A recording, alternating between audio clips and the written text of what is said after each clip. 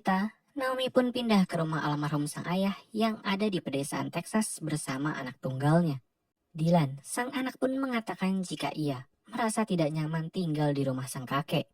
Tapi, apa boleh buat, Naomi yang sedang dalam masa krisis pun hanya bisa membantu Dylan mencoba menerima keadaan.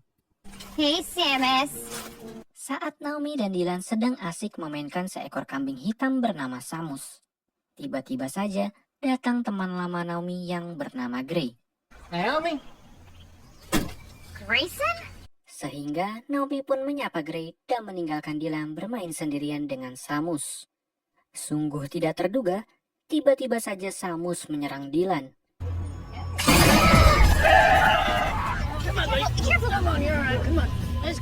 Ketika di rumah sakit, Gray pun meminta maaf kepada Naomi dan juga mengucapkan turut berduka atas kepergian Arthur. Tidak hanya itu, Gray juga menawarkan diri untuk membantu Naomi jika Naomi membutuhkan bantuan. Hey, let me know if y'all need anything, okay? We'll see you around. Di malam harinya, Naomi mengajarkan Dylan caranya bermain piano dan juga memberitahu Dylan bahwa ada nada-nada di piano yang bisa mengundang hal-hal gila. Close, but did you hear this one? It's not even the craziest thing they've done. Let's go. Sebelum tidur, Dylan mengatakan jika ia merasa sedikit takut karena beberapa hari lalu ia mendengar suara-suara aneh. Tapi, seperti ibu-ibu konvensional pada umumnya, Naomi pun memberikan kata-kata penenang. It's not weird, it's just old. If you can't, it doesn't exist. Is that real? I'm gonna go see him right now. Setelah menidurkan Dylan, Naomi menaiki loteng guna menemukan barang-barang lama, yaitu barang kenangannya bersama Gray. Tapi di saat yang bersamaan, Naomi juga menemukan kotak hitam berisi kaset rekaman dan barang-barang aneh lainnya.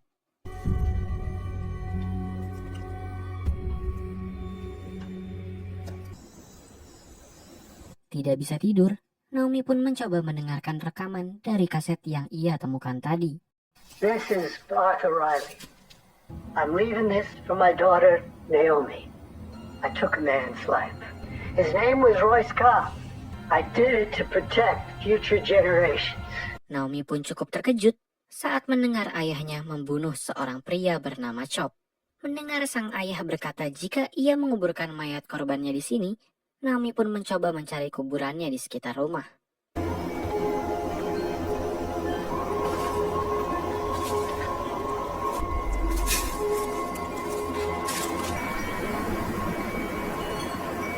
Tapi saat Naomi sedang di luar, lampu kamar Dylan tiba-tiba saja berkedip tak karuan.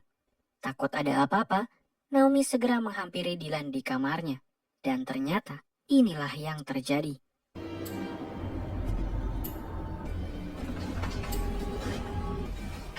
You okay?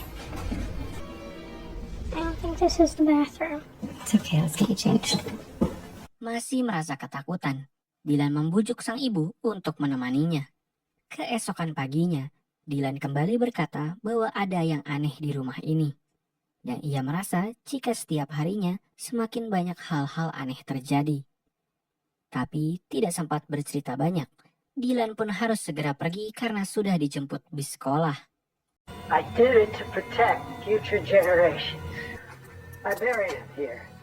Saat sendirian di rumah, Naomi kembali mendengar rekaman sang ayah dan mencoba mencari kuburan yang dimaksud ayahnya. Dan akhirnya, Naomi pun menemukan kuburan bertanda salib. What? Tapi, penelusuran pun harus dihentikan sementara karena Naomi harus menjemput Dylan. Hey, buddy! I know how hard it is in a new place, but it will get better, I promise. Di parkiran sekolah, ada seorang wanita yang berteriak dari jauh kepada Naomi. It's you, right there! It's you! Are you serious? Who was that? I don't know. Singkat waktu, Naomi pun bertemu kembali dengan Gray untuk makan malam bersama. Setelah makan, Naomi pun menceritakan keadaannya kepada Gray. Naomi mengatakan jika ia menemukan kaset rekaman milik ayahnya yang mengaku telah membunuh seseorang bernama Chop. Naomi pun meminta bantuan Gray untuk menelusuri siapa Chop sebenarnya. This Cobb guy, see if there's any connection to my dad. I know what stress looks like. This is not stress. Let me think about it. Dan di saat yang sama, Dylan yang terbangun dari tidurnya tiba-tiba saja keluar rumah dan pergi entah kemana.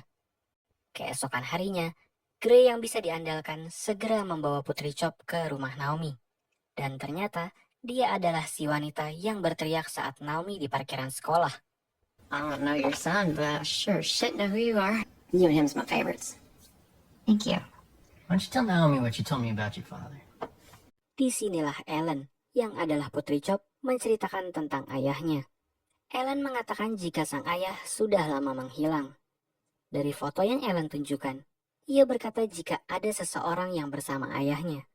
Dan entah mengapa, menurut Ellen, di suatu hari ayahnya mulai bersikap aneh. Dari pulang dengan pakaian berlumuran darah, hingga banyaknya bangkai hewan bermunculan di rumahnya. Chop juga terus bergumam tentang seorang pria bernama Piper.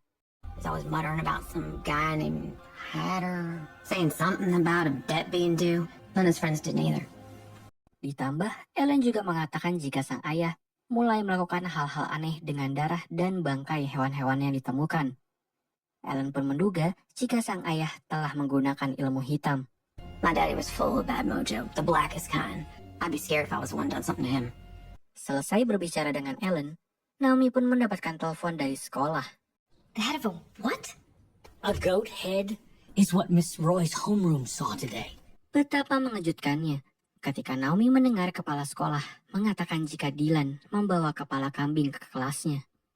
Saat ditanya oleh Naomi, Dylan pun mengatakan jika ia menemukan kepala samus di tengah hutan dalam keadaan badannya sudah terpisah-pisah. Dan di tengah-tengah percakapan mereka, tiba-tiba saja Dylan mengatakan sesuatu yang aneh. I just want to cut off your head and carry it around so I can see your face whenever I want to. Malam pun tiba. Sebelum tidur, Dylan mengatakan jika dia sudah menyiapkan studio mini untuk seorang pria yang suka datang di malam hari dan mengaku sebagai teman kakeknya. When who visits? Grandpa's friend, the one from the flood. What are you talking about? Naomi pun sangat terkejut ketika mendengar hal itu. Tapi karena Dylan sudah terlalu mengantuk, ceritanya pun tidak dilanjutkan. Di tengah malam, Naomi pun terbangun dan melihat Dylan sudah tidak ada di kasur. Mencoba mencari Dylan, Naomi pun memasuki salah satu kamar dan tiba-tiba Dylan? Mom? Don't look back and close your eyes. Come sleep in my room. keesokan paginya, Naomi terlambat bangun dan Dylan sudah pergi ke sekolah. Tidak lama kemudian, Gray pun datang kembali untuk membantu Naomi mencari mayat Chop. What the hell? You didn't tell me the body was buried on your property. So what the hell else are you not telling me? I'm pretty sure the body's not here. I think we put these pieces together. Di tengah pencarian itu, Gray pun meminta Naomi untuk membawanya ke tempat kepala samus ditemukan. Di sanalah mereka melihat sebuah pohon dengan simbol aneh yang ada pada batangnya. Saat membuka dompet yang ia temukan dalam kotak hitam di atas loteng, Naomi pun melakukan cocok logi. Okay, so what? Are we supposed to dig? What do you think that means? 13. Come with me. It's like what they use in the blueprints to figure out Kramer's code. See? Setelah membuka blueprint rumah itu, Naomi dan Gray pun menganalisis kemungkinan maksud dari kode yang ditinggalkan Arthur. There's a triangle on the tree. Okay, so what if it is? Hingga mereka pun sampai di suatu ruangan dengan lantai kayu yang bisa dibuka.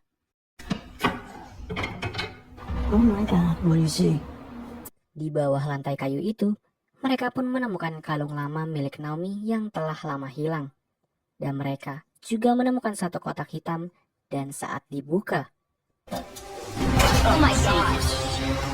kotak itu berisi tulang-tulangan Chop.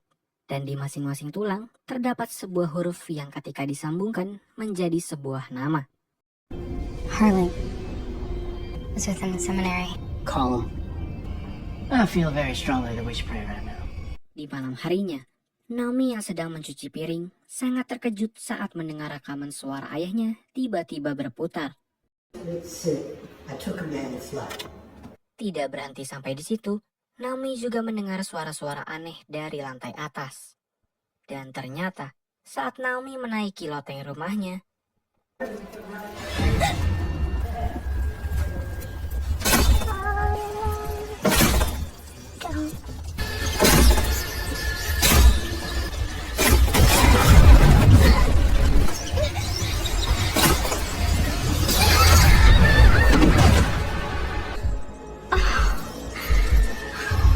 setelah mengalami kejadian buruk di malam itu, keesokan harinya Naomi dan Gray melakukan video call dengan Harling. Di saat itulah Harling menceritakan jika di tahun 1950-an, wali kota perkampungan Texas menenggelamkan daerah bernama The Valley untuk membangun sebuah danau. Saat itu terjadi, para warga yang tinggal di daerah The Valley dijanjikan akan diberikan lahan untuk membangun rumah mereka yang baru. Tapi ternyata itu semua hanyalah janji palsu. Dan salah seorang warga yang disebut The Piper mulai melakukan penyanderaan kepada 5 orang anak yang dilakukannya untuk mengancam wali kota agar mereka mau memberikan apa yang telah mereka janjikan. Tapi ternyata wali kota tidak memedulikan hal itu. Dan kemudian 3 anak yang disandra pun tenggelam saat banjir besar melanda daerah itu. Dan 2 anak lainnya berhasil kabur dari The Piper. 2 anak itu tidak lain tidak bukan adalah Chop dan Arthur. Dan The Valley yang sekarang adalah daerah tempat Naomi tinggal. Town leaders flooded that area to build the lake, but they backed out on him. The Piper wanted to get revenge on the town. Wasn't no trial because Piper died in the flood with the children. Tapi setelah bertahun-tahun kemudian, tiba-tiba Chop mendatangi Arthur untuk meminta bantuan. Chop mengatakan jika ia mulai melakukan hal-hal aneh dan mulai menyakiti hewan-hewan di luar kendalinya. Arthur pun menduga jika Chop telah dirasuki oleh roh The Piper. Setelah Chop meninggal, Arthur pun meyakini jika The Piper mencoba membalas dendam pada kota itu dengan berbagai cara. Dan dari dugaan Harling, tampaknya The Piper mencoba mengejar 2 anak untuk menggantikan 2 anak yang berhasil lolos darinya. I believe he wants to wreak havoc on the children. He's looking for 2 children to repay the debt. I need you to keep a close eye on him, and I'll be there soon. And I'm not afraid. The hell? Tidak lama kemudian, datanglah Ellen dengan gelagat anehnya. We taunt the evil, because we ain't afraid of cowards. Thank you for finding out the truth about my daddy.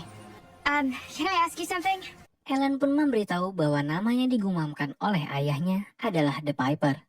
Dan sambil bergumam, biasanya Chop akan bersenandung. Tapi tidak lama kemudian, Naomi mendapatkan telepon dari sekolah yang mengatakan jika Dylan tidak datang ke sekolah. Naomi pun sangat terkejut karena Naomi sendiri yang mengantar Dylan ke sekolah.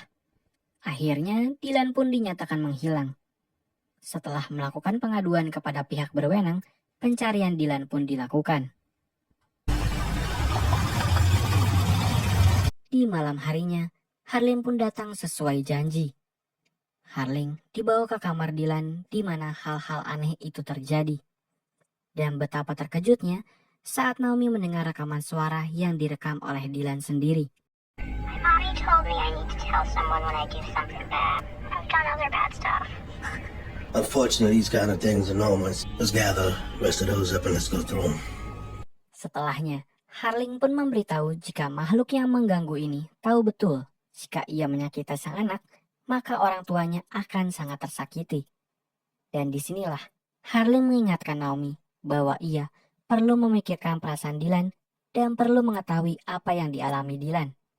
Karena roh jahat bisa memasuki perasaan kosong anak itu. The children were actually suffering more, which begs the question, a world without children? Children live without their parents. How did God speak to you? Strange coincidences. We're gonna have to baptize you when it's time to fight for your boy. Singkat waktu, untuk bisa menyelamatkan Dylan, Harling pun membantu Naomi untuk dibaptis di laut tempat Arthur menenggelamkan diri. Dan setelah itu, Naomi pun terbangun di dimensi yang berbeda. Ia berada di daerah The Valley yang sebelumnya diceritakan. Di sanalah Naomi menemukan rumah The Piper. Saat memasuki rumah itu, Naomi pun mendengar suara Dylan. Tapi tiba-tiba,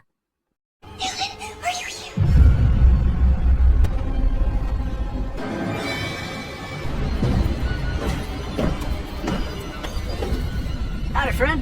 Not breaking the dam till I report back that everybody's. Be right there. saat The Piper sedang keluar rumah, Naomi pun berhasil menemukan ruang bawah tanah tempat Dylan disekap. Dylan? Mommy? Let me get you out, okay? Tapi tidak lama kemudian, Piper kembali ke rumah dan memeriksa ruang bawah tanah itu. Sehingga pergulatan pun tidak bisa dihindarkan. Are you still there?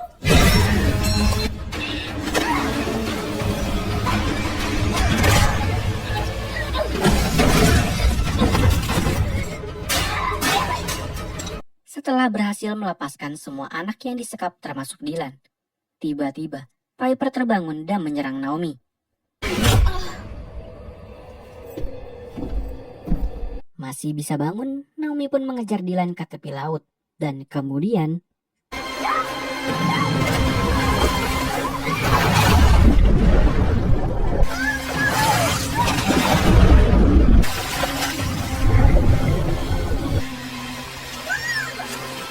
pergulatan antara Naomi dan The Piper pun semakin mendingin. Hingga akhirnya,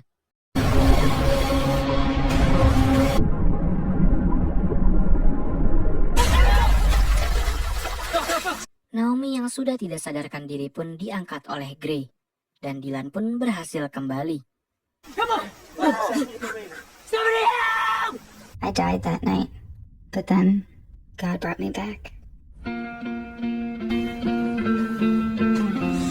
Keesokan harinya, setelah terbangun dari pingsannya, Naomi pun segera pergi keluar rumah dan tebak apa yang terjadi.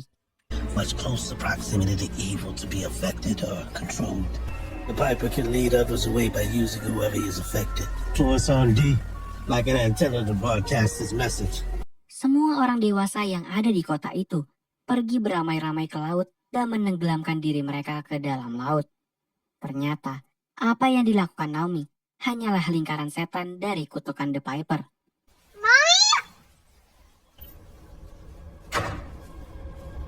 Lalu, bagaimana nasib si Dylan? Mungkin saja dia sudah jalan sama Milea. Ya, itulah endingnya cukup mengejutkan dari film The Confession. Inti dari film ini adalah kutukan yang Arthur bawa mati ternyata tidak benar-benar menghilang dari kota itu. Kutukan yang diciptakan The Piper akan terus berlanjut dari generasi ke generasi. Sehingga film ini mengajak kita untuk bertanya, seberapa jauh seseorang harus berjuang untuk melawan warisan kegelapan yang tidak pernah ia pilih.